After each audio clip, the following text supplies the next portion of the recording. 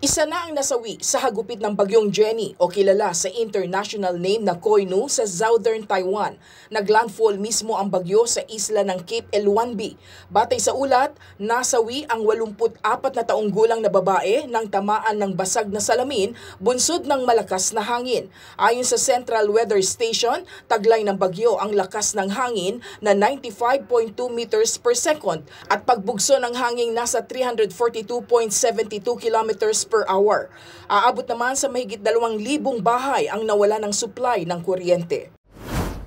Inaprubahan na ni US President Joe Biden ang pagtatayo ng bagong section ng border wall sa southern Texas. Kasunod dito ng patuloy na pagtaas ng bilang ng mga illegal migrants na tumatawid sa Amerika. Mababatid na unang kinontra ng kampo ni Biden ang priority project sa panunungkulan noon ni dating US President Donald Trump. Paliwanag ni Biden, hindi na nito mapipigilan ang pagtatayo ng border wall dahil ito lamang ang solusyon para labanan ang illegal na pagtawid ng mga migrante. Sa Australia, sapul sa CCTV ang pagsabog ng isang baterya ng e-bike sa isang hotel sa Sydney. Papalabas na ng kwarto ang 2 turista nang mangyari ang pagsabog. Hindi naman nasaktan ang 2 turista pero agad pinalikas ang iba pang guest sa hotel upang makaiwas sa sunog. Joy Salamatin para sa Bayan.